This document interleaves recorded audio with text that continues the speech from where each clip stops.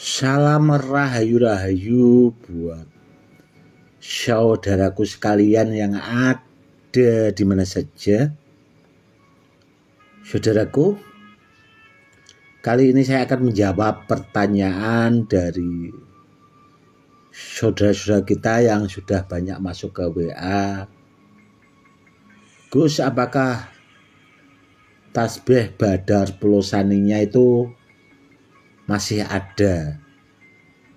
Ini saudaraku, saya masih ada beberapa simpanan tasbih Badar Pulosani, rajanya Badar, rajanya besi, barang simpanan lama juga saudaraku. Oke, akan saya dekatkan ya saudaraku, biar kita bisa melihat secara detailnya. Seperti ini saudaraku, bisa dilihat baik-baik. Seperti ini perwujudan tasbih Badar Pulosani, rajanya Badar, rajanya besi saudaraku.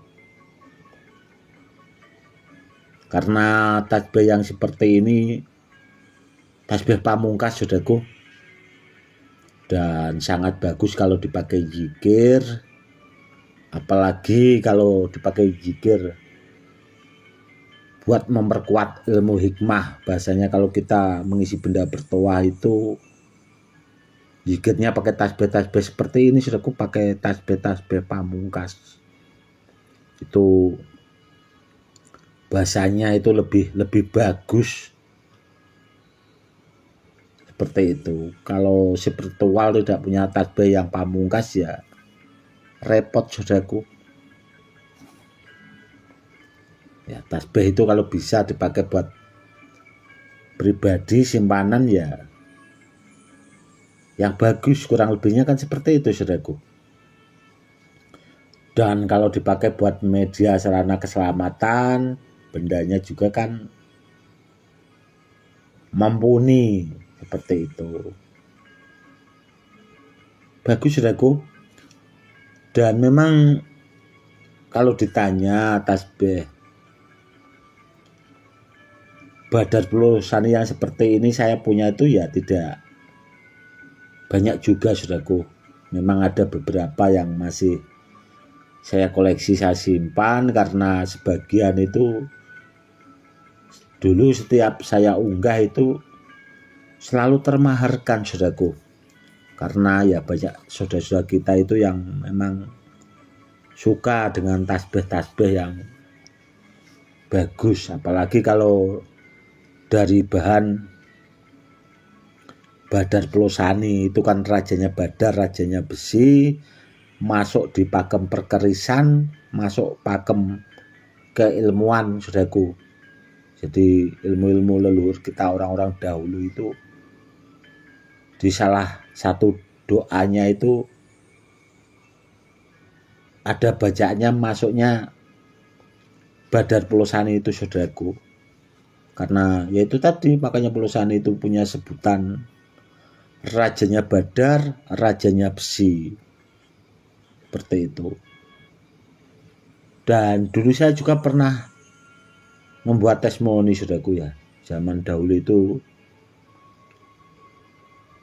tidak saya videokan saudaraku. Itu Badar Pulosani kalau didekatkan sama jenis Badar yang lain saudaraku ya, dulu pernah saya uji coba itu Badar Biselonata saudaraku, itu memang bisa anti tembak. Namun setelah saya sandingkan dengan Badar Pulosani itu, saya testimoni lagi itu jebol saudaraku, itu dulu pernah. Dan Badar yang lain juga seperti itu saudaraku. Ya mungkin karena bahasanya itu diadu lah saudaraku. Namun kalau bahasanya kita punya, bahasanya kan ditaruh di kantong, itu ada Badar Biselonata, Badar Pulosani, Muntah Besi Malopati, Badar Besi Empu, dan benda-benda bertuah yang lainnya ya tidak apa-apa saudaraku. karena saya pernah juga itu saya gabungkan di antara jenis badar itu tadi saudaraku. Dulu itu ada 5 badar saudaraku. Ada badar besi Selonata, muta besi, dan badar tidar itu yang anti tembak saudaraku ya. Itu memang saya gabungan, saya taruh di satu gelas saudaraku. Itu pernah saya testimoni, saya tembak itu sampai 10 kali lebih saudaraku. Gelasnya tidak apa-apa. Dia semakin bagus saudaraku ternyata kalau digabungkan itu. Seperti itu. Semakin bagus. Makanya yang penting benda bertuah, pesan saya itu kan barangnya asli ori dulu dan harus aktif saudaraku. Jangan bahasanya asal bendanya benar, barangnya tidak aktif, percuma saudaraku. Karena apa? Karena benda bertuah yang dari alam, contoh badar besi Selonata atau muta besi yang dari alam saudaraku, itu meskipun saudaraku itu dapat bahasanya bisa testimoni anti tembak tanpa diaktifkan, namun itu kalau terus-terusan saudaraku, tidak lama jebol, lari itu kodamnya di dalam itu. Seperti itu. Namun kalau sudah diaktifkan saudaraku, dia akan permanen bahasanya itu selamanya. Asal yang penting batunya itu tidak hilang saudaraku. Itu juga yang harus dipahami. Kurang lebihnya seperti itu ya saudaraku ya. Yang penting itu tadi, kalau sudah aktif. Dan ada juga itu dulu yang konsultasi ke saya, tanya tentang pengaktifan, ya seperti itulah bahasanya agar bendanya bisa aktif. Dan waktu itu saya sarankan, namun bendanya itu dia bilangnya sudah aktif, padahal bendanya itu kosong saudaraku, belum aktif. Dan kalau ada orang-orang seperti itu saudaraku, intinya kan saya sudah menyampaikan apa yang saya ketahui. Seandainya ada saudaraku mungkin konsultasi tentang benda bertuah, kalau bendanya belum aktif atau bahasanya masih kosong itu tadi, kalau dibilangi namun masih ngeyel bahasanya sudah aktif ya. Kalau bahasanya ada apa-apa, kalau dipakai buat media sarana keselamatan ya jangan salahin saya, kan kurang lebihnya seperti itu saudaraku. Karena apa ya? Karena kebanyakan orang itu kalau tidak paham itu ngeyel saudaraku, itu yang bikin repot. Contoh, orang itu kalau dikasih edukasi buat media sarana keselamatan, kadang banyakkan orang jawabnya itu malah zaman begini kok masih pakai benda bertuah. Ternyata setelah dibegal orang itu saudaraku ya, setelah orang itu kena begal, orang itu juga baru cari benda bertuah saudaraku. Dan sebenarnya kalau saya pikir-pikir ulang lagi saudaraku, ternyata begal itu ada baiknya saudaraku. Baiknya apa ya? Itu tadi bisa merubah orang itu agar orang itu cari sarana buat media sarana keselamatan. Karena apa? Karena manusia itu sifatnya kan dikasih akal pikiran kan buat berpikir ya saudaraku ya. Karena apa? Orang-orang dahulu itu saja itu benda bertuah itu dipakai buat media sarana keselamatan. Bahasanya itu sudah menyontohkan saudaraku ya, bahasanya itu sudah dikasih tahu dulu bahasanya.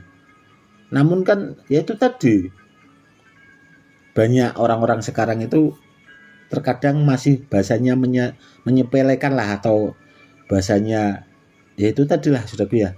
Namun setelah kenyataannya dibegal orang, masuk rumah sakit, baru cari benda bertuah, repot saudaraku.